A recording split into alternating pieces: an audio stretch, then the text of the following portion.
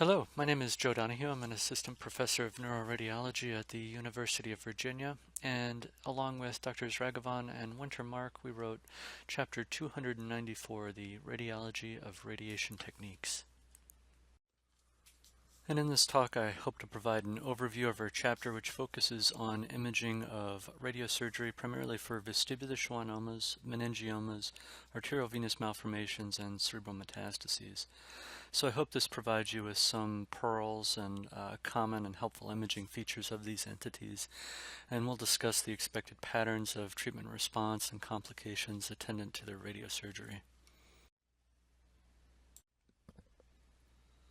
And to begin with vestibular schwannomas, some of the imaging features that I'm sure you're already familiar with are these lesions can be ovoid, small intracanalicular masses, or larger ice cream cone shaped masses with intracanalicular and cisternal components.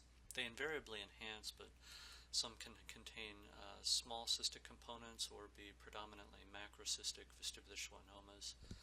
Perilesional arachnoid cysts are possible in a minority of cases. And if you include hemosiderin sensitive sequences such as the susceptibility weighted imaging, you can see intralesional microhemorrhages fairly commonly, and occasionally you see increased cochlear flare signal from alterations of the perilymph protein concentration. Some helpful imaging series to include in your protocol are thin section T1 post-contrast images shown here, and heavily T2 weighted images shown here. And by thin section I mean a millimeter slice thickness, and this is really to help in accurate lesion measurements over time by preventing volume averaging between slices, and it's useful for good definition of the lateral lesion margin, which could involve the inner ear structures.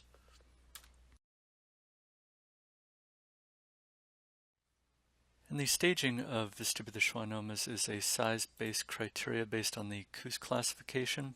So stage 1 lesions are the smaller lesions, 10 millimeters or less, confined to the internal auditory canal. Stage 2 lesions, 20 millimeters or less, but have some extension to the cerebellopontine angle.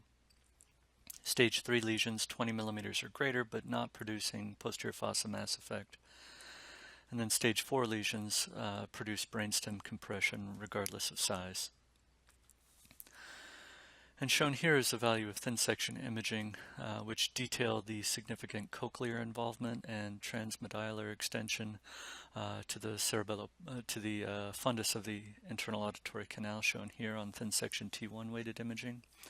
And the correlate is the lack of expected T2 bright signal on these thin section space imaging.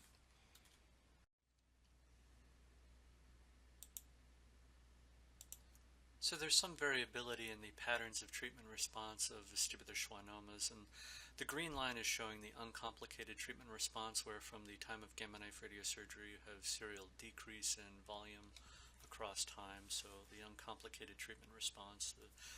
The yellow line shows a sort of pattern of static enlargement following gamma knife radiosurgery, where beyond that initial enlargement the lesion remains stable over time, and that's considered a form of treatment response.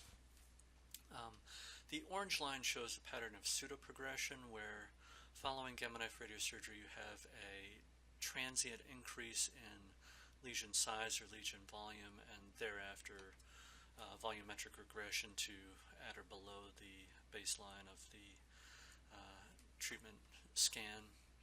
And then of course in red we have progression, where you just have continued enlargement following gamma knife radiosurgery extending over months or multiple examinations. And this is an example of the uncomplicated treatment response. So this panel shows the cisternal and canalicular schwannoma at treatment baseline, and thereafter 6 months, a year after, we have definite volumetric regression, as shown by the plot on the volume chart. This panel shows changes of pseudoprogression, and you can see at the time of radiosurgery this lesion had already been debulked, but following radiosurgery you see a slight increase in volume of the lesion, perhaps producing slightly more mass effect on the brachium pontus. And thereafter, there's volumetric reduction below the treatment baseline volumes. Of note, this pattern of patchy intralesional enhancement is seen independent of changes of pseudoprogression and is not necessarily predictive of future treatment response. This can be seen in both vestibular schwannomas, and later I'll show an example of this pattern in meningiomas. And again, a volume plot showing changes of pseudoprogression with transient enlargement and regression thereafter.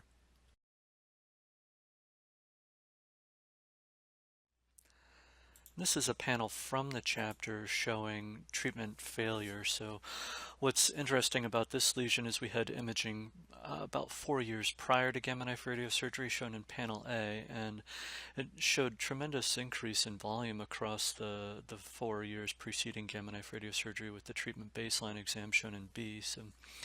And treatment failure was documented after at least 6 years of continued growth on serial imaging. And this goes to findings by Marston and Kunst, two investigators that we cite in the chapter, and they explored the implications on the rate of tumor growth in the pretreatment period and found that more rapid pretreatment growth was prognostic of lower post-treatment control rates. So this is a good example of that.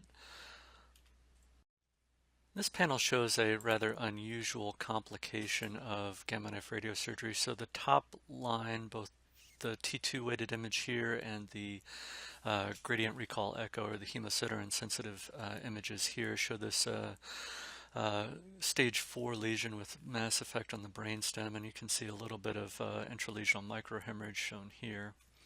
And following gamma knife radiosurgery, she was re-imaged for acute onset headache, and you can see not only enlargement of the lesion with more mass effect in the posterior fossa, but new blood products within the lesion. There's a hematocrit level centrally and then low signal peripherally on both the T2 and the hemosiderin sensitive sequences.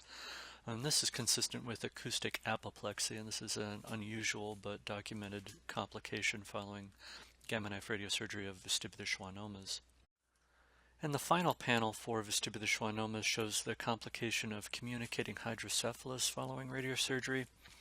And so the first column here shows the pretreatment exam. So this is a stage 4 lesion, again with significant posterior fossa mass effect that underwent debulking and then adjuvant radiosurgery with the treatment baseline here.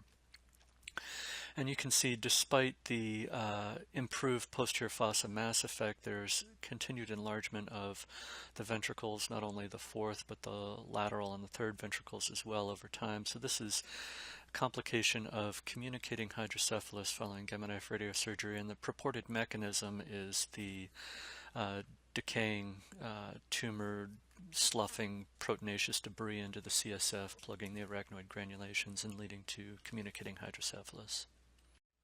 And moving on to meningiomas, again, imaging features that I'm sure you're familiar with. Meningiomas are typically enhancing dural-based masses with some dural tail associated with them frequently, as you can see here across the tentorial leaflet. You have potentially significant neurovascular foraminal invasion, as you can see here, through the optic canal and into the orbital apex. There's hyperostosis is a common imaging feature that you can prove with a CT fairly well, as you can see here in the sphenoid and anterior clinoid process from that same example. There's variable calcification frequently associated with meningiomas, and you can show that with CT as high-density mineralization within the lesion, or on MRI with susceptibility weighted imaging or GRE images that show low signal within the lesion corresponding to the mineralization. And you can have variable degrees of parenchymal edema associated with either mass effect or secretory factors from the meningioma itself. So some helpful MRI sequences for the evaluation of meningiomas can be divided into a couple of categories. For vascular assessment, which may not be so relevant to gamma knife radiosurgery alone, but maybe in the setting of debulking the tumor and then adjuvant therapy, it becomes a little bit more relevant. time of flight MRA in the first panel here is a good choice to delineate the arteries that are feeding the lesion. In this case, you can see the red arrow indicates the middle meningeal artery feeding this convexal lesion, and it's difficult to appreciate that vascular enhancement on the post-contrast imaging because it's kind of lost in the rest of the dural enhancement that subtends the lesion. In looking for the marginating veins, I like T2 space. This is shows the marginating vein here as a dark flow void next to the mass, and again, similar to the artery, the vascular enhancement is sort of lost in the capsular enhancement of the lesion. So T2 space may be good for delineating perilesional veins. Then, of course, post-contrast imaging is good not only for the assessment of the vasculature and the degree of dural invasion and brain invasion as well. T2 is good for not only showing the edema that can be associated with the lesion, but also gaining some idea of what the brain tumor interface may be like. So in this example, you can see a nice CSF cleft between the tumor and the brain here, and it's kind of lost down here. And here, this is the area where there was some peel invasion. Perfusion imaging is not routinely used for meningioma evaluation, but in certain cases can be helpful, and I'll show. In this case, there was concern by the neuro-oncologist that instead of meningioma, this may be a lymphoma based on the diffusion restriction that I'm showing in the diffusion-weighted imaging here.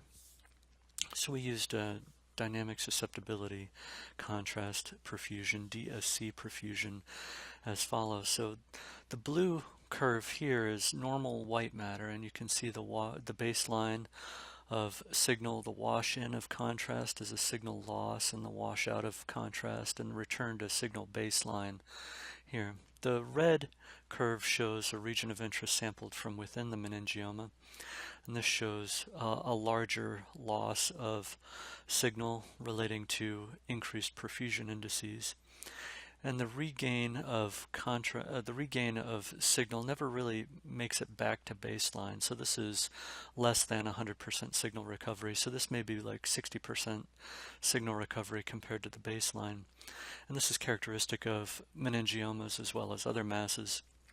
But it's differentiating from lymphoma, and that lymphoma can return not only to baseline but exceed baseline on region of interest analysis. So instead of 100% signal recovery, you may have 110, 120% signal recovery. So this was supportive of the diagnosis of meningioma, and that's what they found intraoperatively.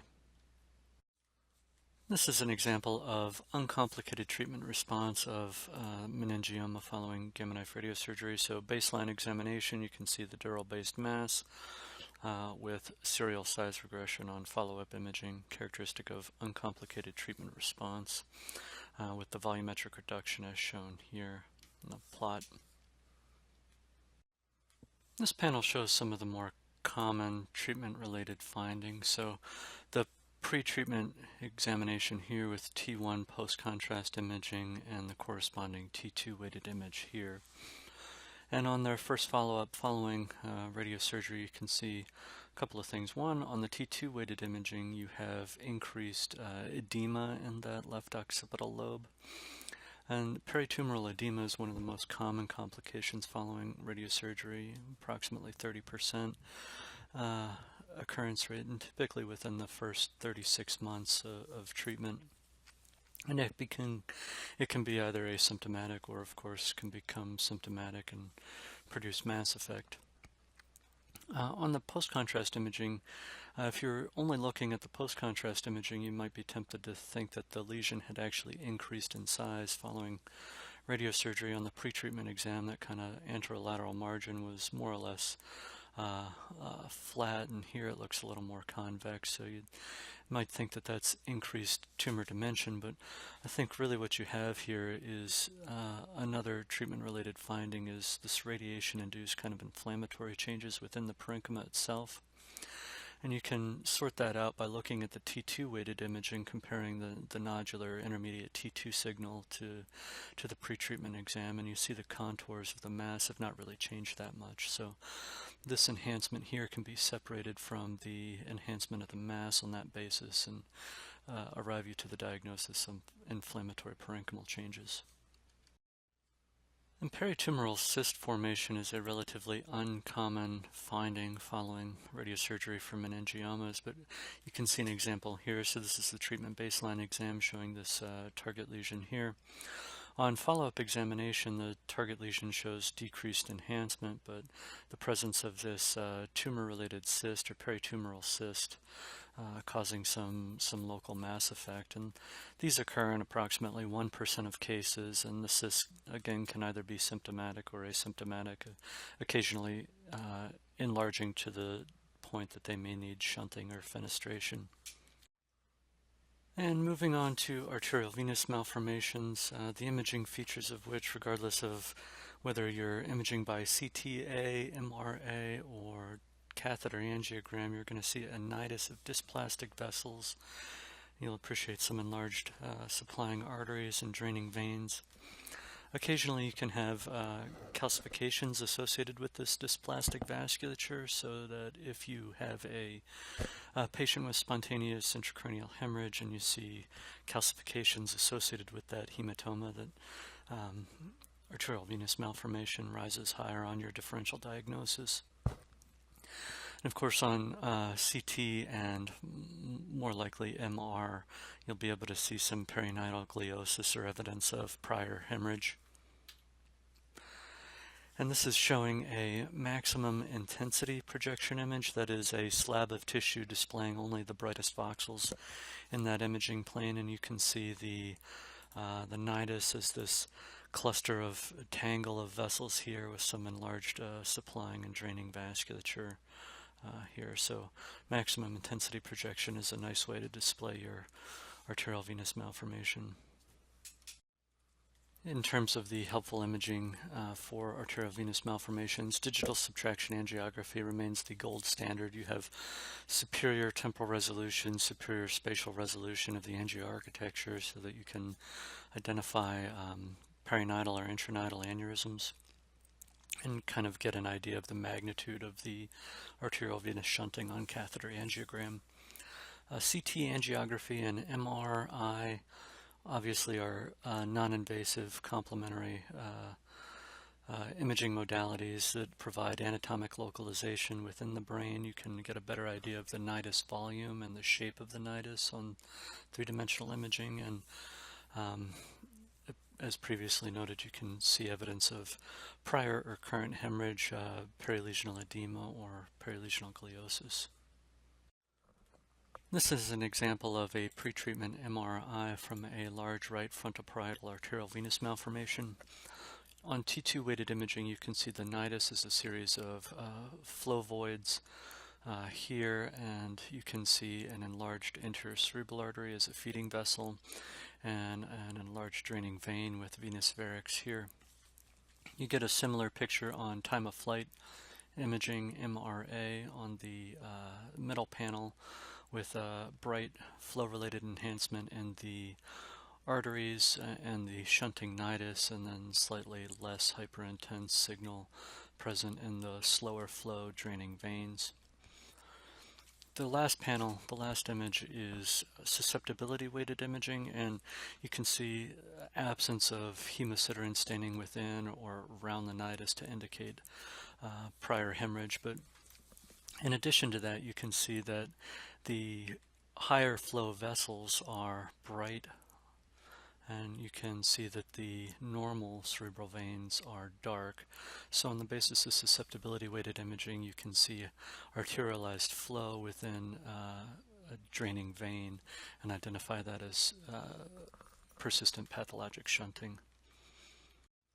And this is follow-up imaging from the same patient after partial onyx embolization, and you can see the embolization material is this blooming low signal on the susceptibility weighted imaging, and similarly on the time of flight imaging. But as a potential pitfall, the arterialized flow, the high flow within the persistently patent nidus, blends in well with the low signal intensity of the onyx embolization material on T2 weighted imaging. So if you rely too heavily on the T2 weighted imaging, you may not appreciate the partial embolization. So moving on to treatment-related complications and treatment response of arteriovenous malformations following radiosurgery, we'll start with this example of a left occipital arteriovenous malformation, again shown as a series of low-intensity signal voids on T2 weighted imaging and enhancing vascular structures on post-contrast imaging here. So a year out from radiosurgery, follow-up MRI showed a decrease in nidus, so you can see tiny little punctate residual flow voids on the T2 weighted imaging. And but in addition to that, you can see parenchymal signal changes, kind of a vasogenic edema type pattern with high signal intensity in the white matter and preserved overlying cortical ribbon. And so this is radiation-induced parenchymal changes in the brain surrounding the treated nidus, and this is a pretty common post-treatment imaging finding. About 30 to 35% of cases you'll see this within the first 1 to 2 years. Occasionally this becomes symptomatic and can be more likely to become symptomatic with a deep nidus location. The T1 weighted imaging post-contrast shows in distinction to the contrast enhancement pattern I showed previously, where there was obviously vascular enhancement, this is a little more ill-defined. This is no longer vascular enhancement. This is parenchymal enhancement that is associated with these radiation-induced changes. And on years of serial imaging follow-up, even after obliteration of the nidus was confirmed with digital subtraction angiography, the radiation-induced changes persisted and even increased, and you can see a larger area of brain involvement here with this still vasogenic edema type pattern. Moving towards areas of more complicated parenchymal cyst formation and some chronic blood product formation, now with some mass effect, and eventually developing a cyst that required fenestration and drainage with a hematocrit level and more complex blood products.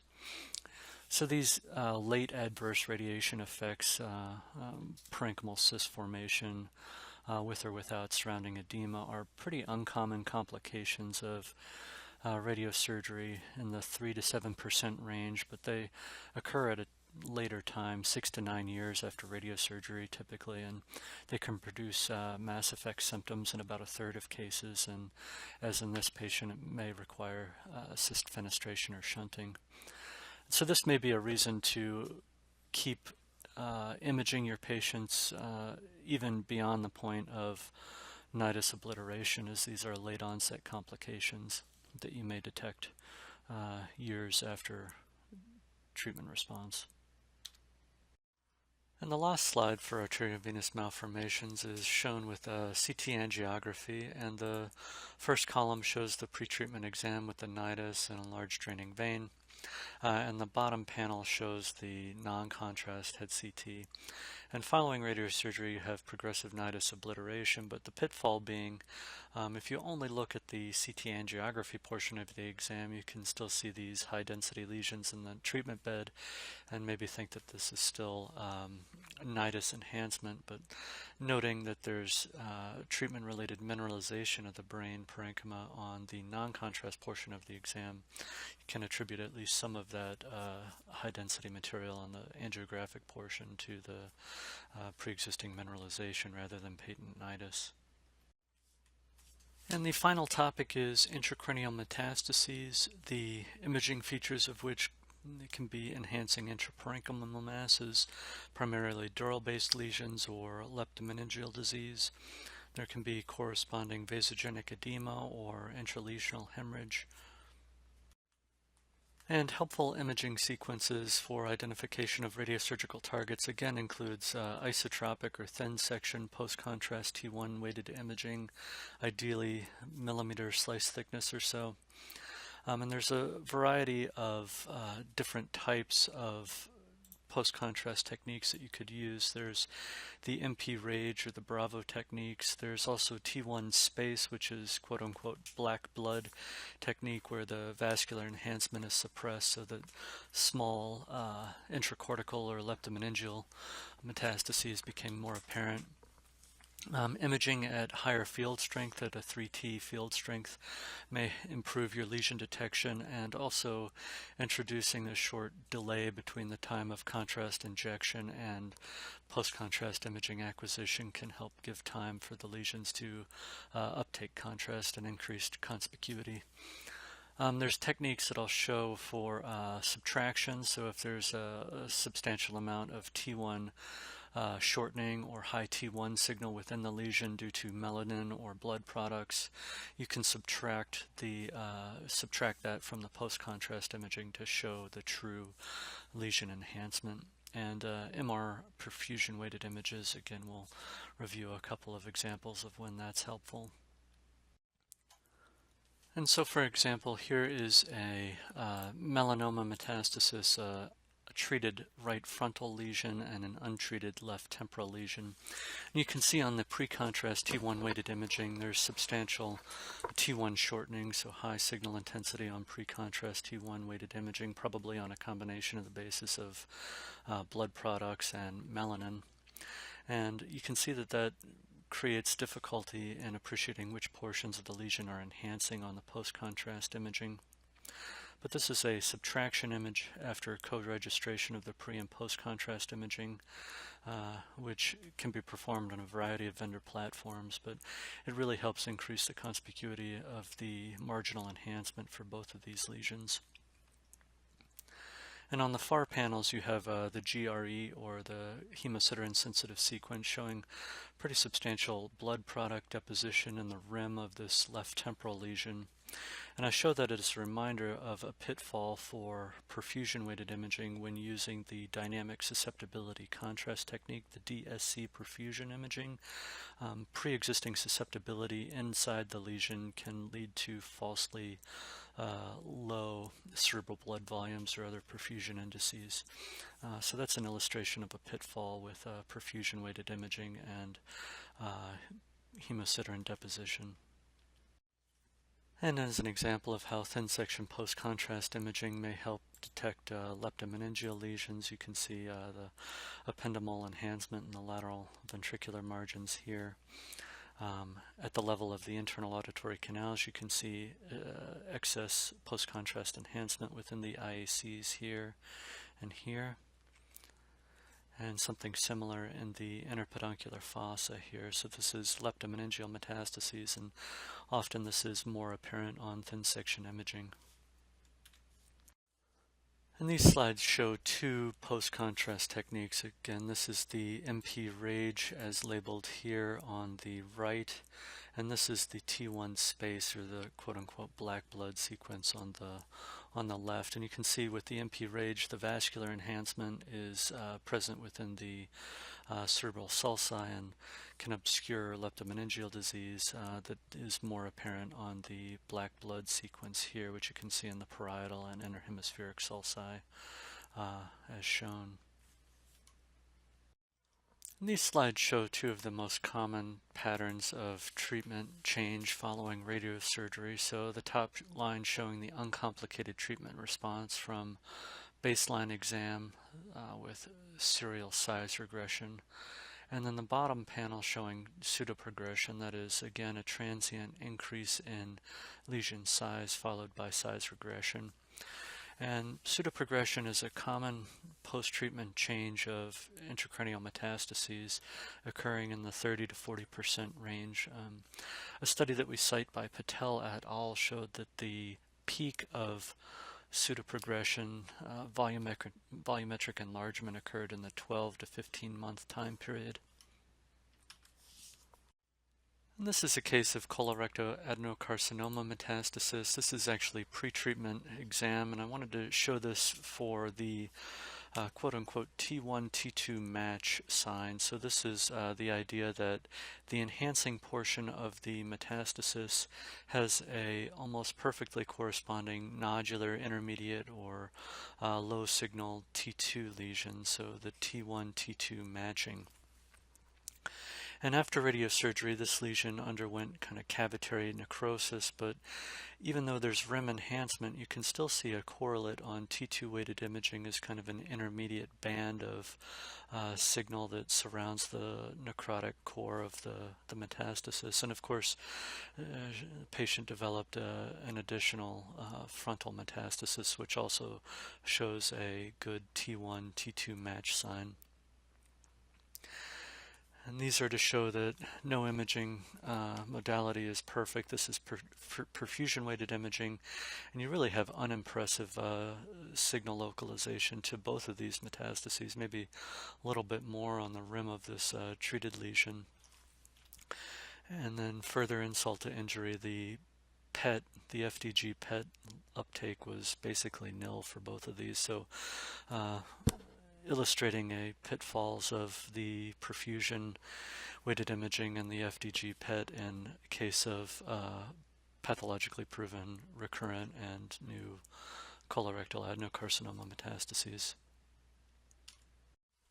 And this final slide on intracranial metastasis is to illustrate an imaging pattern described by Cha et al., who we cite in our chapter, describing a 3-layer pattern of radiation necrosis. So that's the idea that you have a treated lesion that shows enhancement and high cerebral blood values as the outer layer of the lesion, illustrated in red here.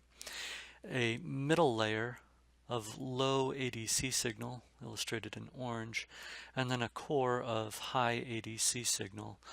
And for a real-life example, here's a treated lesion in the periatrial white matter, which shows that the rim enhancement and the hyperperfusion co-localize, and that the middle layer is this low band of ADC signal surrounding a core of high ADC signal. And this was described as specific and sensitive for radiation necrosis following gamma knife radiosurgery. So that's some suggested further reading if you're interested in that pattern of treatment response. So in summary, I hope you find this overview of Chapter 294, the Radiology of Radiation Techniques, helpful. We've reviewed imaging features, helpful imaging sequences, and predictable treatment response and complications for vestibular schwannomas, meningiomas, arterial venous malformations, and intracranial metastases. And on behalf of Drs. Raghavan and Wintermark, I want to thank you for your attention and hope you enjoy the chapter.